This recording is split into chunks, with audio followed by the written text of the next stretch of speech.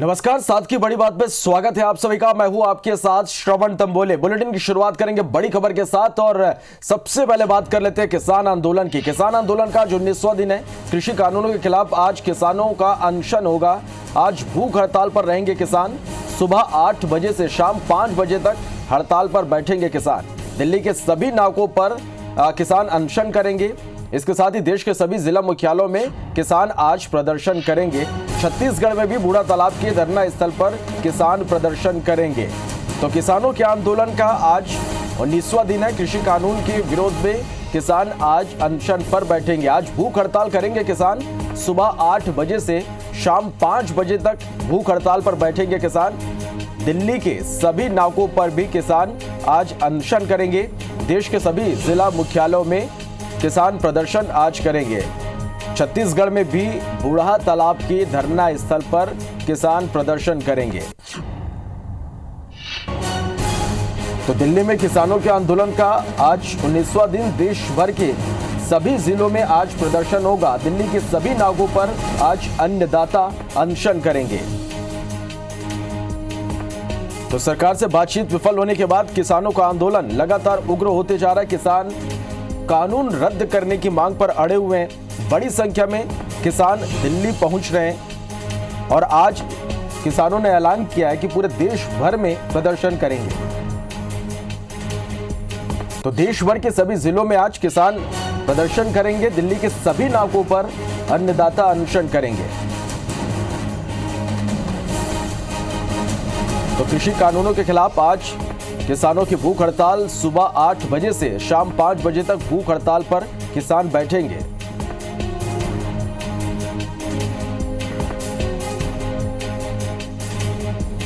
चलिए, और हमारे संवाददाता नासिर गौरी हमारे साथ फोन लाइन पर जुड़ा है। नासिर, आज किसानों के आंदोलन का 19वां दिन है और देश भर के सभी जिलों में प्रदर्शन होगा। दिल्ली में किस तरह से प्रदर्शन किया जाएगा? दिन है और जितने भी बॉर्डर से सब पर आयोजन पर बैठे। जो आयोजन है सुबह 8 बजे से शाम 5 बजे तक।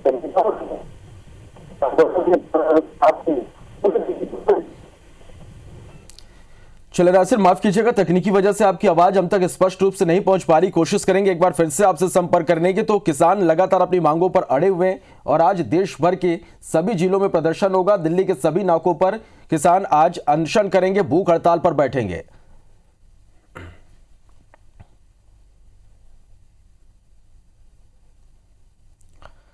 चले बढ़ते आगे। आज सीएम भूपेश बघेल सरगुजा के दौरे पर रहेंगे। अंबिकापुर में धान खरीदी केंद्र का निरीक्षण करेंगे। मेंढरा कला में सीएम भूपेश किसानों से चर्चा करेंगे।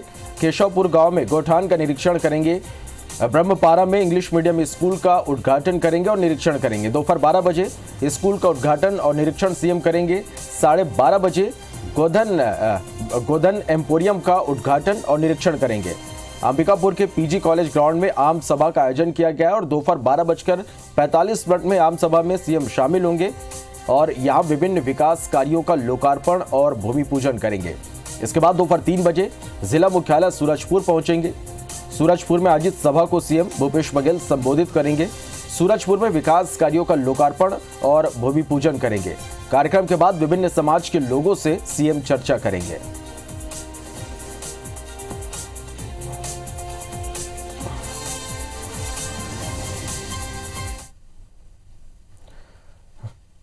कांग्रेस के प्रभारी सचिव बलौदाबाजार के दौरे पर रहेंगे। प्रभारी सचिव चंदन यादव बलौदाबाजार के दौरे पर रहेंगे। छत्तीसगढ़ कांग्रेस के प्रभारी सचिव बलौदाबाजार के आज दौरे पर रहेंगे।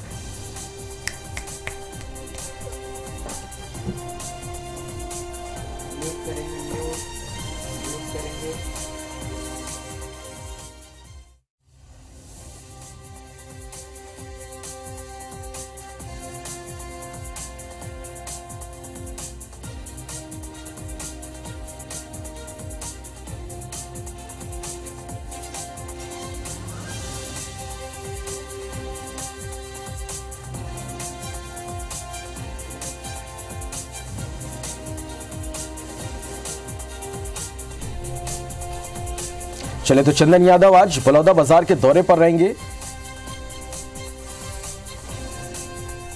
कांग्रेस के प्रभारी सचिव आज छत्तीसगढ़ के दौरे पर हैं और बलौदा बाजार के आज दौरे पर रहेंगे।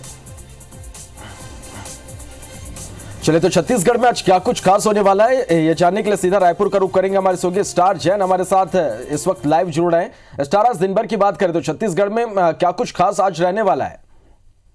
छत्तीसगढ़ की बात करें तो मुख्यमंत्री भूपेश बघेल का सरगुजा संभाग का दौरा लगातार जारी है और आज वो अंबिकापुर जिले में है। वहाँ पर भी विकास कार्यों की सौगात देंगे, समीक्षा करेंगे, साथ ही साथ विकास के नए रोड मैप तैयार करेंगे और क्या कुछ वहाँ पे संभावनाएं बनती है इसको लेकर भी चर्चा की जाएगी।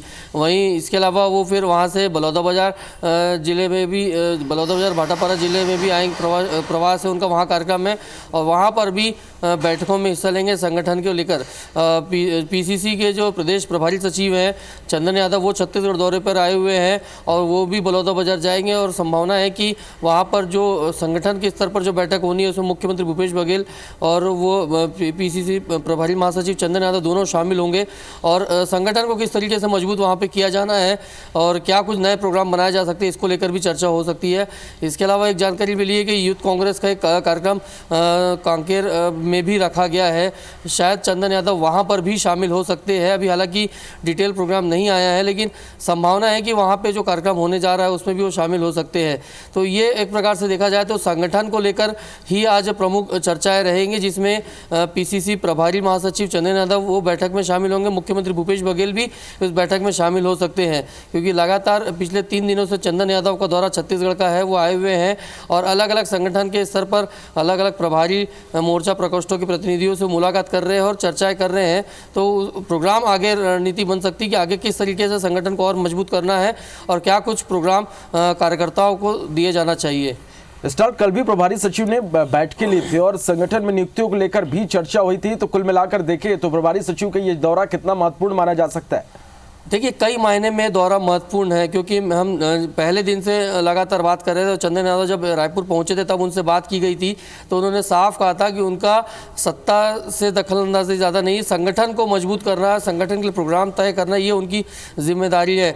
उसी बात से समझ में आ गया था क्योंकि 15 दिन की मियाद दी गई थी संगठन में जो रिक्त पड़े पद है उसमें नियुक्ति को लेकर, जो कल समाप्त हो गई। सुबह हमने मोहन मरकाम से भी बात की जो पीसीसी अध्यक्ष है, उन्होंने भी कहा था कि लिस्ट लगभग तय है और कुछ नाम पे बात अटकी हुई है और उसके लिए रायशुमारी के लिए चंदन यादव आए हैं। जो वरिष्ठ कांग्रेसी नेता हैं डॉक्टर चरणदास महंत, उनसे भी हमने बात की थी। उन्होंने भी यही बात कही थी कि लिस्ट लगभग तय हो चुकी है, बन के रेडी है, जारी होना बाकी है, लेकिन 1-2 नाम को लेकर कुछ विरोध है जिसको लेकर रायशुमारी के लिए चंदन यादव आए हुए हैं और ऐसा लगता है कि शायद वो बलौदाबाजार जिले के आसपास के ही कुछ नाम हो सकते हैं। जिस हिसाब से आज वहाँ दौरा रखा गया है वहाँ बैठकें भी होंगी, तो इस लिहाज से काफ़ी मायने रखता है और ऐसा माना जा सकता है कि आज देर शाम तक लिस्ट आ जानी चाहिए। जिस हिसाब से कल कांग्रेस के बड़े नेता बता रहे थे कि लिस्ट लगभग तैयार है, सिर्फ जारी होना बाकी है, तो उससे उम्मीद की जा सकती है क्योंकि सरकार के 2 साल भी पूरे हो रहे हैं 17 तारीख को, तो उसके पहले लिस्ट आने की पूरी संभावना है। उस लिहाज से 3 दिन का समय बचता है, तो उम्मीद की जा सकती है कि आज या कल में वो लिस्ट भी जारी हो सकती है और यही चंदन यादव का जो दौरा इसीलिए कई मायनों में अहम माना जा रहा है। चलिए स्टार, इन खबरों से जुड़े अपडेट हम दर्शकों तक पहुंचाएंगे। फिलहाल के लिए आपका बहुत शुक्रिया इस पूरी जानकारी के लिए। बर्ता के यूथ कांग्रेस के राष्ट्रीय अध्यक्ष बीवी श्रीनिवास रविवार शाम छत्तीसगढ़ पहुंचे। बाना एयरपोर्ट रोड पर जगह जगह एनएसयूआई और यूथ कांग्रेस के पदाधिकारी और कार्यकर्ताओं ने उनका भव्य स्वागत किया। साथ ही फंडर चौक पर यूथ कांग्रेस के राष्ट्रीय प्रवक्ता सुबोध अरितवाल और उनके साथियों ने श्रीनिवास का जोरदार स्वागत किया। इस मौके पर बीवी श्रीनिवास ने किसान आंदोलन के मुद्दे पर केंद्र सरकार को घेरने के साथ सभी वर्ग और समाज के युवाओं को जोड़कर युवा कांग्रेस को और मजबूत बनाने पर जोर दिया।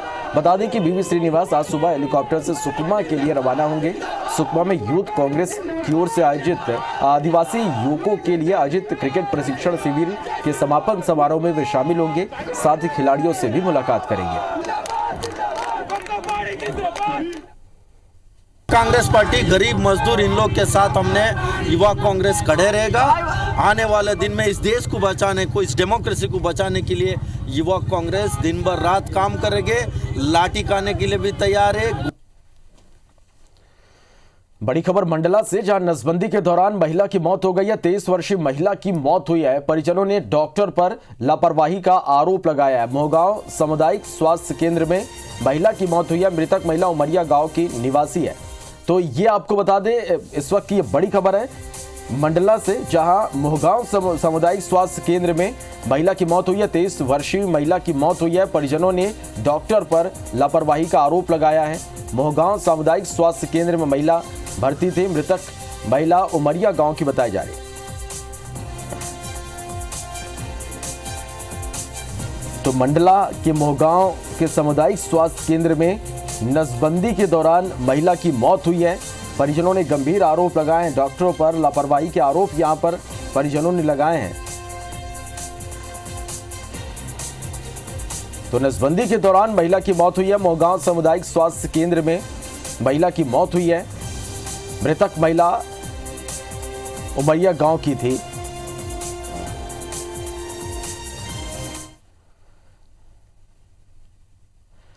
बढ़ते आगे, देवास के चिड़ावत गांव के रहने वाले सेना के एक जवान की लद्दाख में हार्ट अटैक से मौत हो गई। कल 13 दिसंबर को ड्यूटी के दौरान यह हार्ट अटैक आया। शहीद जवान मुकेश पटेल का शव आज देर शाम पैतृक गांव चिड़ावत पहुंच सकता है, जहां जवान को गार्ड ऑफ ऑनर के साथ अंतिम विदाई दी जाएगी। गांव में शोक का माहौल है। देवास सांसद महेंद्र सिंह सोलंकी देर रात चिड़ावत पहुंचे और परिजनों को सांत्वना दी और अंत्येष्टि स्थल की व्यवस्था भी उन्होंने देखी। बता दें कि शहीद जवान के परिवार में पत्नी और 2 बच्चे हैं। मुकेश 1996 में देश सेवा के लिए आर्मी में भर्ती हुए थे, जिनकी पढ़ाई गांव के स्कूल में हुई। मुकेश अभी कुछ दिन पहले ही छुट्टी पर गांव आए थे। और जो गांव पर, जो उनके परिवार में, जो उनके परिजनों में यह दुख की जो घड़ी है, इसमें उनको सहन करने की शक्ति प्रदान करें। साफ सफाई यहाँ इस मसान की हो रही है और गांव में भी सारी तैयारियां कर रहे हैं। हम पूरे गांववासी उस फौजी को श्रद्धांजलि अर्पित करते हैं।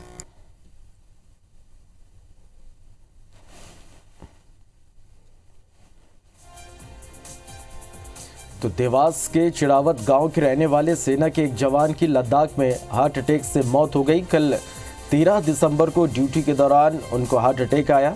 शहीद जवान मुकेश पटेल का शव आज देर शाम तक पैतृक गांव चिड़ावत पहुंच सकता है, जहां जवान को गार्ड ऑफ ऑनर के साथ अंतिम विदाई दी जाएगी।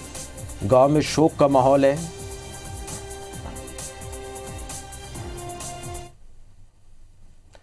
चलिए बढ़ते आगे। भोपाल सांसद साध्वी प्रज्ञा ठाकुर ने एक बार फिर विवादित बयान दिया है। क्षत्रिय महासभा के स्थापना दिवस में शामिल होने आई प्रज्ञा ठाकुर ने कहा कि जब क्षत्रिय को क्षत्रिय कहते हैं तो बुरा नहीं मानते, ब्राह्मण को ब्राह्मण कहते हैं तो बुरा नहीं मानते, लेकिन जब शूद्र को शूद्र कहते हैं तो बुरा मान जाते हैं। वह उनकी नासमझी है, वो समझ नहीं पाते। इतना ही नहीं, साध्वी ने वर्ण व्यवस्था की व्याख्या करते हुए कहा कि क्षत्रिय बनिया, बनिया वैश्य और वैश्य शूद्र बन गया है। साध्वी के इस बयान का नगर में सीहोर में जमकर यहां पर विरोध हो रहा। विभिन्न सामाजिक संगठनों ने इस पर आपत्ति जताई। साध्वी के इस कथन से शूद्र समाज गुस्से में है। उनके बयान की कड़ी निंदा कर उनके खिलाफ आंदोलन की तैयारी भी शुरू कर दी गई है। देखिए, मेरा इसमें यह कहना है, क्षत्रिय को क्षत्रिय कह दो बुरा नहीं लगता, ब्राह्मण को ब्राह्मण कह दो बुरा नहीं लगता, शूद्र को शूद्र कह दो बुरा लग जाता है। कारण क्या है? क्योंकि ना समझी है, क्योंकि समझ नहीं पाते कि क्षत्रिय बनिया बन गया, बनिया क्षत्रिय बन गया, शूद्र व्यवसायी बन गया, वैश्य शूद्र बन गया। ये 4 वर्ग हैं। 4 वर्ग कोई बुरे नहीं है। माननीय सांसद प्रज्ञा ठाकुर जी ने शूद्र समाज का अपमान किया है। मैं उनके इस बयान की कड़े शब्दों में निंदा करता हूं। देश का प्रधानमंत्री बीच मंच पर चिल्लाकर कहता है कि मेरे दलित बहन भाइयों से कुछ मत करो, गोली मारना तो मुझे मारो। क्या आज इनको शूद्र मतलब शूद्र जो राष्ट्रपति बैठे, क्या उनको भी उन्होंने ये शब्द बोला है? क्या बहुत निंदनीय, इसमें माफी मांगना चाहिए, नहीं तो ये उग्र आंदोलन सीहोर नहीं पूरे मध्य प्रदेश, पूरे देश में होगा। बढ़ते आगे नेता प्रतिपक्ष धर्मलाल कौशिक ने भूपेश सरकार के 2 साल के कार्यकाल को पूरी तरह से फेल बताया। बीजेपी के प्रशिक्षण शिविर को संबोधित करने पहुंचे धर्मलाल कौशिक ने मीडिया से बातचीत के दौरान कहा कि 2 साल के दौरान राज्य में अपराध और महिलाओं का अपमान बढ़ा है। उन्होंने कहा कि कांग्रेस के शासन में प्रदेश का विकास कार्य ठप हो चुका है, राज्य में माफियाओं का बोलबाला शुरू हो चुका है।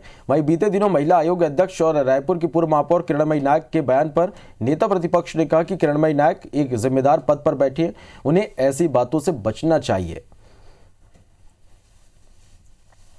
2 साल के कार्यकाल कांग्रेस का प्रदेश को पीछे ले जाने वाला, प्रदेश के विकास को अवरुद्ध करने वाला, अपराध में लगातार वृद्धि होने वाला, लगातार यहां पर नारियों का अपमान होना। बिलासपुर में आयोग के अध्यक्ष के द्वारा जिस प्रकार से उन्होंने आरोप लगाया है, उसके पूरे वीडियो को आप लोग सुनेंगे ध्यान से तो आपको समझ में आएगा कि वो क्या बोल रही हैं। तो मुझे लगता है बोलने की आवश्यकता नहीं है, इस पर उनको विचार करना चाहिए। छत्तीसगढ़ विधानसभा के शीत सत्र में अब तक 1000 से ज्यादा सवाल लगाए जा चुके हैं। विधानसभा अध्यक्ष डॉक्टर चरणदास मंद के मुताबिक शीत सत्र 21 दिसंबर से शुरू होगा, जो 30 दिसंबर तक चलेगा और इस दौरान कुल 9 बैठकें होंगी। डॉक्टर मंद के मुताबिक इस बार सभी को पर्याप्त समय मिलेगा, चाहे सत्ता पक्ष के विधायक हो या विपक्ष के। सभी मंत्रियों को भी पर्याप्त समय दिया जाएगा अपने अपने विभाग की बातें रखने के लिए। साथ ही विपक्ष के विधायकों को भी उनके सवालों पर बहस के लिए पर्याप्त समय दिया जाएगा। 700 से ज़्यादा सवाल हो चुके थे पहले, अब तो 1000 से भी ज़्यादा सवाल हो चुके हैं और तैयारी अच्छी चल रही है। इस बार लोगों को पर्याप्त अवसर मिलेगा, सब मंत्री को भी, सब विधायकों को भी अपना जवाब पेश करने का और अपना जवाब देने का। विधानसभा उपचुनाव में हारने वाले सिंधिया समर्थक नेता बीजेपी की सत्ता और संगठन के लिए मुसीबत बन रहे हैं। यह नेता हर हाल में सत्ता में सक्रिय भागीदारी की जिद पर अड़े हुए हैं। इसी तरह से सिंधिया अपने समर्थक कुछ नेताओं को निगम मंडल की कमान देने के साथ ही संगठन में भागीदारी की जिद पकड़े हुए हैं और यही वजह है कि लगातार न केवल वीडी शर्मा की टीम का ऐलान अटका है, बल्कि शिवराज मंत्रिमंडल का विस्तार भी नहीं हो पा रहा।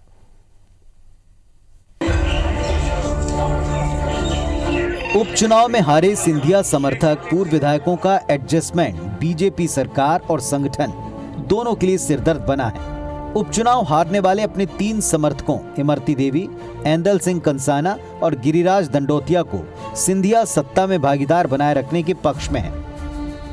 वो इन्हें निगम मंडल की कमान दिलाना चाह रहे हैं, जबकि सत्ता और संगठन इन हारे हुए नेताओं की जगह निगम मंडल में दूसरे नेताओं को मौका देने के पक्ष में है। इनमें बीजेपी के साथ ही सिंधिया के अन्य समर्थकों के नाम बताए जा रहे हैं। हालांकि कहा जा रहा है कि अपवाद स्वरूप कुछ नेताओं को मौका देने के लिए दिल्ली से पार्टी आलाकमान से चर्चा कर फैसला लिया जा सकता है। इसको लेकर सिंधिया, सीएम शिवराज सिंह चौहान और संगठन के नेताओं के बीच मंथन हो चुका है। इसमें बताया जाता है कि सिंधिया ने अपने समर्थकों को सत्ता में जगह दिलाने के लिए सीएम हाउस पर दबाव बनाया है।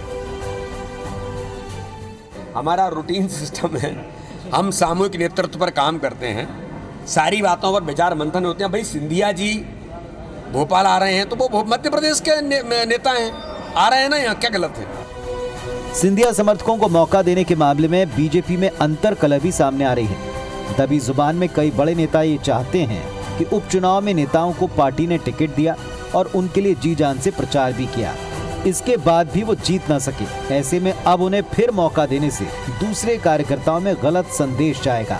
वहीं कांग्रेस को लगता है कि सिंधिया की वजह से बीजेपी में अंतर्कलह खुलकर सामने आ सकती है। सिंधिया जी के समर्थक विधायक जो गण थे, जो कांग्रेस छोड़कर भारतीय जनता पार्टी में आए और चुनाव लड़े, तो उनसे चुनाव का भी फीडबैक लिया जाना चाहिए थोड़ा थोड़ा। वो सब चीज़ें थी, वो कई विषय थे, तो इसलिए सिंधिया जी जब आते हैं तो जो लोग सिंधिया जी से जुड़े हुए थे पूर्व से ही, तो स्वाभाविक रूप से वो सब उनके साथ आ जाते हैं। देखिए, सिंधिया जी हमेशा अड़ियलपन की राजनीति करते हैं, इसीलिए उन्होंने कांग्रेस को भी छोड़कर बीजेपी में चले गए। अब बीजेपी में भी वही अपना रहे हैं और बीजेपी के तमाम नेता कार्यकर्ता उनसे बहुत परेशान हैं। और मुझे लगता है कि कब भारतीय जनता पार्टी के अंदर झगड़ा शुरू हो जाए इसका कोई भरोसा नहीं। सिंधिया जी ऐसी चरम सीमा पर भारतीय जनता पार्टी को ले गए। जानकारों की माने तो ज्योतिरादित्य सिंधिया अपने हारे हुए आधा दर्जन नेताओं की सत्ता में भागीदारी चाहते हैं। वो इन नेताओं को निगम मंडल में एडजस्ट कराना चाह रहे हैं। इसके पीछे उनका तर्क है कि जनता ने आम चुनाव में इन सभी को पूरे 5 साल के लिए चुना था। बीजेपी में आने के बाद वे अगर कुछ कारणों से चुनाव हारे हैं तो उन्हें अन्य जगहों पर एडजस्ट करना चाहिए। बताया जा रहा है कि इस पर कुछ हद तक सहमति बनी है, लेकिन इस पर अंतिम फैसला दिल्ली में ही किया जाएगा। सुधीर दंडोतिया, IBC 24, भोपाल। और इस बीच बड़ी खबर भोपाल से, जहां आज स्कूल शिक्षा विभाग की समीक्षा बैठक होगी। मंत्री इंदर सिंह परमार समीक्षा बैठक लेंगे। 9वीं से 12वीं तक स्कूल खोलने की तारीख पर फैसला हो सकता है। यह इस वक्त की बड़ी खबर आप तक पहुंचा रहे हैं, जहां पर स्कूल शिक्षा विभाग की आज अहम बैठक होने वाली है। मंत्री इंदर सिंह परमार समीक्षा बैठक लेंगे। 9वीं से 12वीं तक स्कूल खोलने की तारीख पर फैसला लिया जा सकता है। चलिए, और इस खबर पर ज्यादा जानकारी के साथ हमारे संवाददाता नवीन हमारे साथ लाइव जुड़ रहे हैं। नवीन, स्कूल शिक्षा विभाग की आज अहम बैठक, 9वीं से 12वीं तक स्कूल खोलने की तारीखों पर भी ऐलान हो सकता है, क्या कुछ जानकारी इस पर?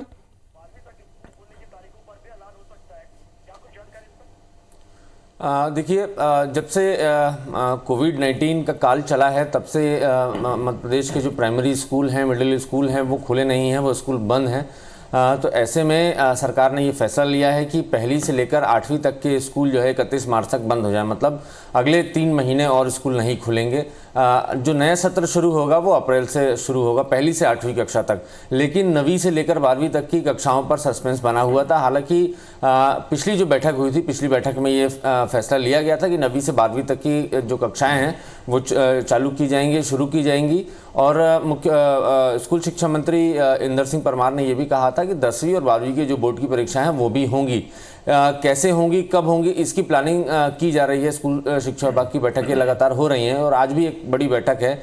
आज की बैठक में ये तय होगा कि 9वीं से लेकर 12वीं तक की कक्षाएं कब से शुरू की जाएं और किस तरीके से शुरू की जाएं। ऑनलाइन क्लासेस के जरिए बच्चों की पढ़ाई कराई जाए या फिर स्कूलों में सोशल डिस्टेंसिंग के साथ क्लासरूम में बिठाकर उन बच्चों को क्लासेस दी जाए। चूँकि अब 10वीं और 12वीं की बोर्ड की परीक्षाएं भी होनी है, ऐसे में बच्चों का सिलेबस भी रेडी कराना है। तो ये बड़ा एक दबाव स्कूल शिक्षा विभाग के पास है। चूँकि इस कोविड-19 के पीरियड में बच्चे घरों में रहे हैं, बहुत ज़्यादा सिलेबस कवर नहीं हो पाया है। तो ऐसे में माना जा रहा है कि सिलेबस को भी थोड़ा सा छोटा किया जा सकता है और जो बोर्ड की परीक्षाएं होंगी, थोड़ा राहत भरी परीक्षाएं, प्रश्न पत्र बच्चों के सामने होंगे। चूँकि बच्चों की इस तरीके की तैयारियां नहीं है, क्लासेस लगी नहीं, जो विषय के विशेषज्ञ हैं उनसे सीधे तौर पर बच्चों की बातचीत नहीं हो सकी है। इस लिहाज से माना जा रहा है कि थोड़ा सिलेबस कम करके जो प्रश्न पत्र होंगे उसमें शासन नरमी बरतेगा, ताकि बच्चों को नतीजे जो है, रिजल्ट जो है बेहतर आ सके। तो आज की बैठक में ये तय हो जाएगा कि 9वीं से लेकर 12वीं तक की कक्षाएं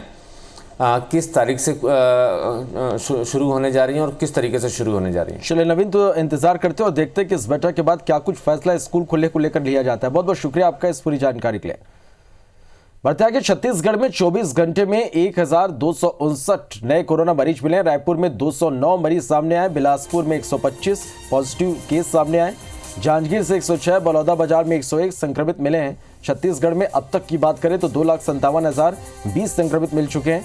इसके साथ ही 24 घंटे में 13 मरीजों की मौत हुई है और छत्तीसगढ़ में अब तक 3,097 मरीजों की कोरोना से मौत हो चुकी है। छत्तीसगढ़ में 24 घंटे में 554 मरीज डिस्चार्ज हुए हैं और अब तक की बात करें तो 2,34,853 मरीज स्वस्थ होकर घर लौट चुके हैं।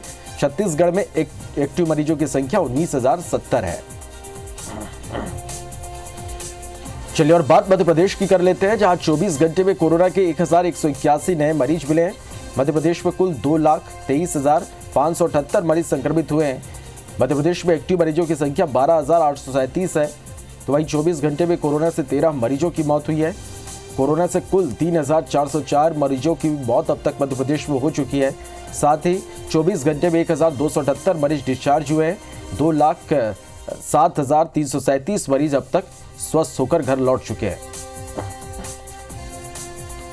तो इसी के साथ फिलहाल इस बुलेटिन में इतना ही। आगे देखिए हमर वाणी हमर गोट मेरे सहयोगी राहुल के साथ। नमस्कार।